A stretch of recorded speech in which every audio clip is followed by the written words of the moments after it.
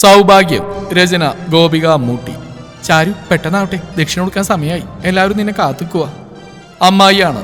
ഇന്നാണ് ആ ദിവസം, എൻ്റെ കല്യാണ ദിവസം. എല്ലാവരും വലിയ ഉത്സാഹത്തിലാണ്. കുട്ടികളൊക്കെ ഓടി നടക്കുന്നുണ്ട്. കസിൻസ് ആണെങ്കിൽ മുല്ലപ്പൂവിനുള്ള തർക്കത്തിൽ, മുതിർന്നവർ അങ്ങനെ.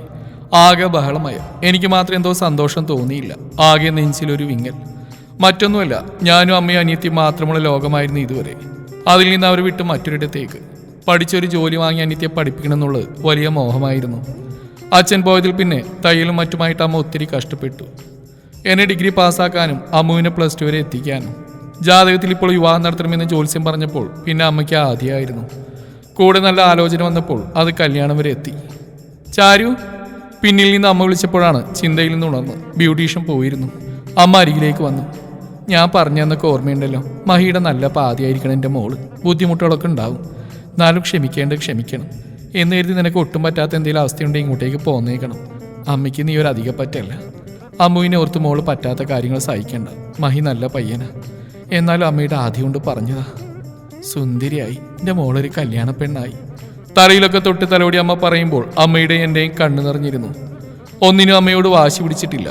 കുഞ്ഞിലെ ഇഷ്ടങ്ങൾ നടത്താൻ നിരാഹാരം കിടന്നിട്ടുണ്ട്. പിന്നീട് അമ്മയുടെ അവസ്ഥകൾ മനസ്സിലായപ്പോൾ ഇഷ്ടങ്ങളൊക്കെ കാറ്റിൽ പറത്തിയിട്ടേ ഉള്ളൂ. പക്ഷെ അമ്മയെ അറിഞ്ഞ് പറ്റുന്നിടത്തോളം സാധിച്ചു തരാറുണ്ട്. ഇഷ്ടങ്ങൾക്ക് കൂട്ടു നിന്നിട്ടുണ്ട്. അതുകൊണ്ടാണ് +2 നല്ല മാർക്കുണ്ടായിട്ടും അതിനുശേഷം ഇഷ്ടവിഷയം ഹിസ്റ്ററി എടുത്തതിന് എല്ലാവരും അയ്യേ ഇതാണോ എടുത്ത്, അമ്മ നിനക്ക് ഇഷ്ടമുള്ളത് പഠിച്ചോ, മറ്റുള്ളവരെ നോക്കേണ്ട, നിന്റെ സംതൃപ്തിയാണ് പ്രധാനമെന്ന് പറഞ്ഞത്. അതുകൊണ്ട് തന്നെ അമ്മ കല്യാണക്കാര്യം പറഞ്ഞപ്പോൾ എതിര് പറഞ്ഞില്ല.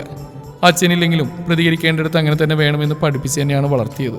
ഒറ്റയ്ക്ക് നിൽക്കാൻ ധൈര്യം തന്ന അമ്മയാണ്. അമ്മയുടെ അമ്മേ, അപ്പുറത്ത് ഒരിക്കത്തില്ല, ബഹളം വെച്ച് നടക്കുന്നുണ്ട്. നീ കരയുവാണോ? എത്ര നോക്കിയിട്ടും കണ്ണുനീരിനെ തടയാൻ കഴിഞ്ഞില്ല. ഞാൻ അങ്ങോട്ട് ചെല്ലട്ടെ? സമാധാനിപ്പിച്ച അമ്മ പുറത്തേക്ക് പോയി. കൂടുതൽ നിന്നാൽ കരയുമെന്ന് തോന്നിക്കാണും. ദക്ഷിണ കൊടുത്തു കഴിഞ്ഞപ്പോൾ ഇറങ്ങാൻ സമയമായെന്ന് ആരോ പറഞ്ഞു. നേരെ ഓഡിറ്റോറിയത്തിലേക്ക്. കെട്ടിമേളം കേട്ടപ്പോൾ തന്നെ നെഞ്ച് അതിനേക്കാൾ ഉച്ചത്തിൽ കെട്ടിമേളം നടത്തി. അപ്പോൾ തന്നെ പാതി ജീവൻ പോയിരുന്നു. വധുവിനെ വിളിക്കാൻ പറഞ്ഞപ്പോൾ ബാക്കി കൂടെ പോയി. അലങ്കരിച്ച മണ്ഡപത്തിൽ ഏതാനും മിനിറ്റുകൾക്കകം ഭർത്താവാൻ പോകുന്ന ആൾക്കൊപ്പം താലപ്പൊലിയുടെ അകമ്പടിയോട് ആനയിച്ചു കൊണ്ടിരുത്തി. അപ്പോഴും നെഞ്ച് പെരുമ്പറ കൊട്ടാൻ തുടങ്ങി. കെട്ടിമേളത്തിന്റെ ആവശ്യമില്ലെന്ന് തോന്നി എനിക്ക്. അടുത്തിരിക്കുന്ന ആളുടെ നോട്ടം പാളി വീഴുന്നുണ്ടെന്ന് അറിഞ്ഞു. അറിയാതെ പോലും അങ്ങോട്ടേക്ക് നോക്കിയില്ല. എന്തോ ഒരു വെപ്രാളം. കൈയൊക്കെ തണുത്തു പോയിരിക്കുന്നു. ഒഴുകിയിറങ്ങുന്ന നെറ്റിയിലെ വിയർപ്പിനെ പോലും തുടക്കാൻ കൈപൊങ്ങുന്നില്ല. പെട്ടെന്നൊരു കൈ അത് തുടച്ചിരുന്നു. ചുറ്റും നിന്നവർ ചിരിച്ച് കളിയാക്കിയപ്പോൾ എന്തോ ഒരു ചളിപ്പ് തോന്നി. താലി ആർത്തിക്കോളൂ, തിരുമേനി പറഞ്ഞതും കഴുത്തിലേക്ക് തണുപ്പ് വീഴുന്നതറിഞ്ഞു. ആ കൈകൾ എൻ്റെ സിന്ദൂരേഖ ചോപ്പിക്കുമ്പോൾ കൂപ്പിയ കൈകൾക്കൊപ്പം കണ്ണുകളും അടഞ്ഞിരുന്നു. ചടങ്ങുകളൊക്കെ പെട്ടെന്ന് കഴിഞ്ഞു. ഇറങ്ങാൻ നേരം അമ്മ വന്ന് കെട്ടിപ്പിടിച്ചു. കരയരുതെന്ന് കരുതിയിട്ടും പൊട്ടിക്കരഞ്ഞുപോയി. അവളുടെ കുറുമ്പ് നിറഞ്ഞ മുഖം ആകെ വല്ലാതായിട്ടുണ്ട്. അമ്മ സാരി തുമ്പുകൊണ്ട് കണ്ണു തുറക്കുന്ന കണ്ടു. നെഞ്ചു വല്ലാണ്ട് വിങ്ങുന്നു. അപ്പോഴേക്കൊരു കൈ എൻ്റെ വലതുകരം മുറുകെ പിടിച്ചിരുന്നു. നോക്കിയപ്പോൾ ഒരു പുഞ്ചിരി സമ്മാനിച്ചു. എന്തോ ഉള്ളം തണുത്ത പോലെ. ഇനി താമസിച്ചാലേ വീട്ടിൽ കയറേണ്ട നേരം തെറ്റും. ആളുടെ അമ്മാവൻ പറഞ്ഞും കാൽ കയറി. ഒന്നും മിണ്ടിയില്ലെങ്കിൽ ആ കരങ്ങൾ എൻ്റെ കയ്യിൽ നിന്ന് അയഞ്ഞിരുന്നില്ല. വീട്ടിൽ നിലവിളിക്കൊണ്ട് വലതുകാൽ വെച്ച് തന്നെ കയറി. ബഹളങ്ങളൊക്കെ അവിടെയും ഉണ്ടായിരുന്നു. വീട് കാണാൻ വീട്ടിൽ നിന്ന് ആൾ വന്നപ്പോൾ അമ്മുവിനെയും അമ്മയെയും കണ്ടപ്പോൾ വല്ലാത്ത ആശ്വാസം തോന്നി. എല്ലാം കഴിഞ്ഞവർ പോവാൻ തുടങ്ങുമ്പോഴും ആ കൈകൾ വീണ്ടും എന്നെ ചേർത്ത് പിടിച്ചിട്ടുണ്ടായിരുന്നു. തനിക്കെന്തെങ്കിലും പറയാനുണ്ടോ? ആദ്യ രാത്രിയിൽ ഞാൻ നിന്ന് പരിങ്ങുന്നുണ്ട് മഹിയേട്ടൻ ചോദിച്ചു. ഒന്നും പറയാനാവാതെ നിന്നു ഞാൻ. ചാരു, എനിക്ക് മനസ്സിലാവും, നിനക്ക് സമയം വേണമെന്നല്ലേ പറയാൻ വന്നത്. ഞാൻ അതിശയത്തോടെ അദ്ദേഹത്തെ നോക്കി. താൻ നോക്കേണ്ട, എനിക്കറിയാം മാനസികമായി താൻ ഒന്നിനും പ്രിപ്പയർഡ് അല്ലെന്ന്. മനസ്സില്ലാതെ ഭാര്യയെ ബലം പ്രയോഗിച്ച് കീഴ്പ്പെടുത്തുന്ന ഭർത്താവിലിടോ ഞാൻ. ഇത്രയും നാൾ ഒറ്റയ്ക്കല്ലേ ജീവിച്ച്. ഒരു പെണ്ണ് ഈ മുറിയിലുണ്ടെന്ന് കരുതി മാനസാന്തരം വന്നു പോകുന്ന ആളൊന്നല്ല ഞാൻ. താൻ പേടിക്കണ്ട, എൻ്റെ മുറിയിലൊരു അതിഥി കൂടി എന്നെ വിശ്വസിച്ച് താമസിക്കുമെന്ന് കരുതിക്കോളാം.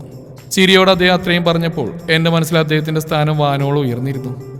അതുവരെ ഉണ്ടായിരുന്ന ഭയം വിട്ട് അകലുന്ന പോലെ. താനെന്തോന്നും മിണ്ടാത്തെ? പേടിയില്ലെങ്കിൽ മിണ്ടാ കേട്ടോ. ഇത് ഞാൻ മാത്രമല്ലേ പറയുന്നത്. എൻ്റെ മനസ്സിലുള്ള എങ്ങനെ മനസ്സിലായി? കുറേ നേരത്തെ സംസാരത്തിനൊടുവിൽ ഞാൻ ചോദിച്ചു. വിവാഹം ഉറപ്പിച്ചിട്ട് താൻ ഒളിച്ചു കളിക്കല്ലായിരുന്നു. അന്ന് എനിക്ക് എന്നെ മനസ്സിലായി. എന്നെ പരിചയം അടുപ്പമില്ലാത്തൊരു വീട്ടിൽ വരുന്ന എല്ലാ പെൺകുട്ടികളുടെയും പൊതുവെയുള്ള ഒരു ആദ്യം മനസ്സിലാക്കാമല്ലോ. അതുപോലെ എൻ്റെ കാഴ്ചപ്പാടിൽ ഇതുവരെ അടുപ്പമില്ലാത്ത ഒരാൾക്ക് മനസ്സും ശരീരവും പങ്കുവെച്ച് തുടങ്ങേണ്ടതല്ല ദാമ്പത്യ ജീവിതം. അത് പരസ്പരം മനസ്സിലാക്കി തുടങ്ങേണ്ടതാണ്. നമുക്ക് രണ്ടാൾക്ക് എന്നാണോ തയ്യാറാണെന്ന് തോന്നുന്നത് അപ്പോൾ മതിയൊക്കെ. മഹിയേട്ടൻ പറഞ്ഞൊക്കെ ഞാൻ കേട്ടിരുന്നു. അന്നു മുതൽ അദ്ദേഹം ഒരു നല്ല സുഹൃത്താവുകയായിരുന്നു. പതിയെ വീടുമായി പൊരുത്തപ്പെട്ടു. അമ്മ വലിയ കുഴപ്പമൊന്നും ഉണ്ടായിരുന്നില്ല. മഹിയേട്ടൻ ഒറ്റ മകനല്ലേ, അതുകൊണ്ട് നാത്തൂൻ പോരൊന്നും ഇല്ലായിരുന്നു. അച്ഛനാൾ പാവമാണ്. പക്ഷേ ഞാൻ അദ്ദേഹത്തിന് വേണ്ടി എന്ത് ചെയ്താലും അമ്മയില്ലാതെ അച്ഛന് ശീലങ്ങൾ പറ്റില്ലായിരുന്നു. അതൊഴിച്ചാൽ നല്ല സ്നേഹം. മയ്യേട്ടൻ ബാങ്കിൽ നിന്ന് നേരത്തെ വരും. അങ്ങനെ പതിയെ അവിടുത്തെ ശീലങ്ങളിൽ അഡ്ജസ്റ്റ് ചെയ്ത് തുടങ്ങി. ഇതിനിടയിൽ വിരുന്നും കഴിഞ്ഞു. വീട്ടിൽ ചെന്നപ്പോൾ അമ്മുവിന് എന്നേക്കാൾ പ്രിയം മഹിയേട്ടനെയായിരുന്നു. മഹിയേട്ടൻ്റെ പെരുമാറ്റവും എൻ്റെ മുഖത്തെ സന്തോഷവും അമ്മയുടെ മുഖത്ത് ആദ്യം മായ്ക്കുന്ന ഞാൻ അറിഞ്ഞു. ദിവസങ്ങൾ ഓടി മറഞ്ഞുകൊണ്ടിരുന്നു. താൻ സർട്ടിഫിക്കറ്റെല്ലാം എടുത്തില്ലേ? ഒഴിവ് ദിവസം വൈകിട്ട് ചായ കുടിക്കുമ്പോൾ മഹിയേട്ടൻ ചോദിച്ചു, തനിക്ക് PGക്ക് പോകണ്ടേ? അഡ്മിഷൻ്റെ കാര്യങ്ങൾ ഞാൻ ശരിയാക്കിയിട്ടുണ്ട്. അത് പറഞ്ഞപ്പോൾ എന്തോ സന്തോഷം അടക്കാനായില്ല. എന്നാലൊപ്പം ആശങ്കയും. അല്ല, അതിനൊക്കെ ചെലവ്? അത് കൊള്ളാം. പിന്നെ ഞാനെന്തിനാ തന്നെ കല്യാണം കഴിച്ച്? തൻ്റെ അമ്മയ്ക്ക് ഞാൻ വാക്ക് കൊടുത്തിരുന്നു, തൻ്റെ ആഗ്രഹം പൂർത്തിയാക്കുമെന്ന്. മാത്രമല്ല, താൻ അതിന് എലിജിബിളാണ്. പിന്നെ ഭാര്യയ്ക്ക് ജോലി കിട്ടിയാൽ എനിക്കൊരു ലോങ് ലീവ് എടുക്കാമല്ലോ. വീട്ടിൽ നിന്ന് റെസ്റ്റ് എടുത്ത് എന്താ പുളിക്കോ? കളിയായി പറഞ്ഞുകൊണ്ട് അദ്ദേഹം പോയപ്പോൾ എന്തോ വീണ്ടും മറന്നു തുടങ്ങിയ ആഗ്രഹങ്ങളിൽ ചെറുകി വെക്കുന്നത് ഞാൻ അറിഞ്ഞു. അദ്ദേഹം തന്നെയാണ് എന്നെ കൂട്ടി പുസ്തകങ്ങളും ബാക്കി ആവശ്യ സാധനങ്ങളൊക്കെ വാങ്ങിയത്. ഡ്രസ്സ് ഉണ്ടെന്ന് പറഞ്ഞിട്ടും പുതിയ കോളേജിൽ പോവില്ലേ എന്ന് പറഞ്ഞ് 3-4 ജോഡി ഡ്രസ്സും എടുത്തു തന്നു. ഇതുവരെ അറിയാത്ത പ്രണയം എന്ന വികാരം ഞാൻ അറിഞ്ഞു തുടങ്ങി. അറിഞ്ഞില്ലെങ്കിലും പരസ്പരം ഇടയ്ക്കിടെ പാളി വീഴുന്ന നോട്ടങ്ങൾ ഞങ്ങളിലെ പ്രണയം എടുത്ത് അറിയിച്ചു. മാസങ്ങൾ പിന്നിട്ടു. 1 വർഷം ആവാറായിട്ടും കുട്ടികളായില്ല എന്ന ചോദ്യങ്ങൾക്ക് അവരല്ലല്ലോ നമ്മളല്ലേ അതൊക്കെ തീരുമാനിക്കുന്നായിരുന്നു അദ്ദേഹത്തിന്റെ മറുപടി. അമ്മുവിന്റെ ഡിഗ്രിക്കുള്ള കാര്യങ്ങളും മഹിയേട്ടൻ ചെയ്തു. അതിനിടയിൽ ഞങ്ങൾ കൂടുതൽ അടുത്തു. ഏതോ ഒരു നിമിഷത്തിലെല്ലാം കൊണ്ടും ഞങ്ങൾ ഒന്നായി. ദിവസങ്ങൾ പിന്നിട്ടു. അദ്ദേഹത്തിന്റെ സ്നേഹം എൻ്റെ ഉള്ളിൽ വളരുന്നു എന്നതായിരുന്നു. അമ്മയും അമ്മ പറഞ്ഞ ഉടനെ വന്നിരുന്നു. വന്ന ദിവസം ആഘോഷമാക്കി തീർത്തു. പ്രഗ്നന്റ് ആണെന്ന് അറിഞ്ഞാൽ പിന്നെ ചാരു ഓടരുത്, സൂക്ഷിക്കണം, അത് കഴിക്കുക ഇത് കഴിക്കുക എന്നായി. ശരിക്കും ഞാനത് ആസ്വദിച്ചു. ആഹാരം വേണ്ടെന്ന് പറഞ്ഞാൽ അദ്ദേഹം തന്നെ വാരി തരുമ്പോൾ അറിയാതെ കഴിച്ചു പോകുമായിരുന്നു. ഓഫീസിൽ ചെന്നാലും മിനിമം ഒരു 10 പ്രാവശ്യം വിളിക്കും. ക്ലാസ് കഴിഞ്ഞുകൊണ്ട് കോളേജിൽ പോവേണ്ടിയിരുന്നില്ല. അമ്മയും എൻ്റെ കാര്യത്തിൽ പ്രത്യേക ശ്രദ്ധ വെച്ചു. ഏട്ടനാണെങ്കിൽ രാത്രിയിൽ എൻ്റെ ഛർദി കാരണം ഉറങ്ങാറില്ല. കാലിൽ നീര് വെച്ചാൽ പിന്നെ എന്നും ഞാൻ ഉറങ്ങും വരെ ആ കൈകൾ എൻ്റെ കാലൊഴിയുന്ന ഉറക്കത്തിൽ ഞാൻ അറിയാറുണ്ട്. എത്ര തിരക്കിലും എൻ്റെ ചെക്കപ്പിന് അതൊക്കെ മാറ്റിവെച്ച് അദ്ദേഹം മുടങ്ങാതെ വന്നിരുന്നു. കുഞ്ഞു വന്നാൽ എന്നോടുള്ള സ്നേഹം കുറയുമോ എന്ന് കുറുമ്പായി ചോദിച്ചതിന് കുഞ്ഞിനോടുള്ള സ്നേഹം വേറെ, നിന്നോടുള്ള വേറെ. ആര് വന്നാലും നിന്നോടുള്ള സ്നേഹം എങ്ങനെ പോകുമെന്ന് പറഞ്ഞു. അത്രയും മതിയായിരുന്നു അദ്ദേഹത്തിൻ്റെ മനസ്സിൽ എനിക്കുള്ള സ്ഥാനം മനസ്സിലാക്കാൻ. സ്നേഹത്തിൻ്റെ പുതിയ ഭാവങ്ങളും അർത്ഥങ്ങളും മനസ്സിലാക്കിയായിരുന്നു. അച്ഛനില്ലാത്ത എനിക്ക് ആദ്യമായി കിട്ടിയ ഒരാണിൻ്റെ സ്നേഹം ആവോളം ആസ്വദിച്ചു. ഇടയ്ക്ക് അമ്മയും വന്നാൽ മഹിയേട്ടനും അമ്മുവും പിന്നെ കുഞ്ഞിനെ പേര് കണ്ടുപിടിക്കാനുള്ള തിരക്കിലാണ്. ഒരേട്ടനില്ലാത്ത എല്ലാ കുറവും മഹിയേട്ടൻ നികത്തിയിരുന്നു. ഒറ്റയായി ജീവിച്ചുകൊണ്ട് അമ്മുവിന് വലിയ കാര്യമായിരുന്നു. ആൾ വന്നാൽ ഇഷ്ടമുള്ളതൊക്കെ കൊണ്ടുപോയി വാങ്ങിക്കൊടുക്കും. അതൊക്കെ എനിക്ക് കണ്ണു നിറക്കുന്ന സന്തോഷം നൽകിയിരുന്നു. എക്സാം എല്ലാം കഴിഞ്ഞു. റിസൾട്ട് വന്നപ്പോൾ നല്ല മാർക്കുണ്ടായിരുന്നു. എന്നേക്കാൾ സന്തോഷം അദ്ദേഹത്തിനായിരുന്നു. ട്രെയിനിങ്ങിന് പോകാൻ പറ്റാത്തതുകൊണ്ട് നെറ്റ് എഴുതാനുള്ള പുസ്തകം അദ്ദേഹം തന്നെ വാങ്ങിക്കൊണ്ട് വന്ന് അദ്ദേഹം തന്നെ പഠിപ്പിച്ചു തന്നു. എക്സാം എഴുതാൻ അദ്ദേഹം തന്നെ കൊണ്ടുപോയി. 3 മാസങ്ങൾക്കിപ്പുറം ഞങ്ങൾക്കിടയിൽ ഞങ്ങളുടെ മോൻ കൂടി കടന്നു വന്നു. ആശുപത്രിയിൽ എത്തിക്കുമ്പോൾ മഹിയേട്ടൻ കരയുന്ന കാണെ എൻ്റെ വേദന പോലും ഞാൻ മറന്നുപോയി. ഏറ്റവും ടെൻഷൻ മഹിയേട്ടനായിരുന്നു. മോൻ വന്നത് വലിയൊരു ആഘോഷം തന്നെയായിരുന്നു. എൻ്റെ ഉള്ളിൽ നിന്നും ഞങ്ങളുടെ ജീവന്റെ പാതി. പിന്നീട് മഹിയേട്ടൻ എൻ്റെയും മോൻ്റെയും ഒപ്പം ഇരിക്കാൻ ഇടയ്ക്കിടയ്ക്ക് ലീവ് എടുത്തു. 1 മാസം കഴിഞ്ഞുള്ള അടുത്ത ആഴ്ചയിലെ നെറ്റ് റിസൾട്ട് വന്നു. എനിക്ക് നെറ്റ് കിട്ടി. അതിനും മഹിയേട്ടൻ ആ നാട് മൊത്തം ലഡു വിതരണം ചെയ്തു. മോൻ്റെ ഐശ്വര്യമാണെന്ന് എല്ലാവരും പറഞ്ഞപ്പോൾ ഞാൻ മഹിയേട്ടനോട് പറഞ്ഞു, അതെൻ്റെ ജീവിതത്തിൽ ദൈവം എനിക്ക് തന്ന മഹിയേട്ടനാണ് എൻ്റെ ഐശ്വര്യമെന്ന്. അന്നേരം ചേർത്ത് പിടിച്ച് നെറ്റിൽ തന്ന ആ ചുമ്മനത്തിലുണ്ടായിരുന്നു ആ മനുഷ്യൻ്റെ സന്തോഷം. 1 വർഷത്തോടടുത്തപ്പോൾ അസിസ്റ്റന്റ് പ്രൊഫസറായി അടുത്തുള്ള കോളേജിൽ കയറി. മോന് പിന്നെ അച്ഛമ്മയും അച്ഛനെയും മതിയായിരുന്നു. ഇടയ്ക്ക് അമ്മ വന്നാൽ പിന്നെ രണ്ടാളുമായി കൂട്ട്. അമ്മ വന്നിട്ടുണ്ടായിരുന്നു. വൈകുന്നേരം പാത്രം കഴുകുമ്പോഴായിരുന്നു പിന്നിലൂടെ 2 കൈകൾ എന്നെ പുണർന്ന്.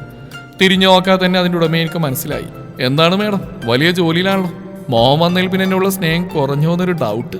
പറഞ്ഞപ്പോൾ തന്നെ ഞാൻ ആ മൂക്കിൽ പിടിച്ച് വലിച്ചിരുന്നു. ഓഹ് നൊന്തോടി എന്ന് പറഞ്ഞപ്പോൾ ചിരിയോടെ കവളിൽ അമർത്തി ചുംബിച്ചു. അമ്മ വന്ന് കുഞ്ഞ് കരയുന്നു എന്ന് പറഞ്ഞ് വിളിച്ചപ്പോൾ അദ്ദേഹം അവൾക്കൊപ്പം ഹാളിലേക്ക് പോയി. ആ ദിവസത്തിലേക്ക് എൻ്റെ ഓർമ്മകൾ സഞ്ചരിച്ചു. എൻ്റെ കല്യാണ ദിവസത്തിലേക്ക്. അന്ന് ഇത് നടക്കാതിരുന്നെങ്കിൽ എന്ന് ഇടയ്ക്കെങ്കിലും ഞാൻ ആഗ്രഹിച്ചിരുന്നു. എങ്കിലും എനിക്ക് ഈ ജീവിതം ലഭിക്കുമായിരുന്നോ?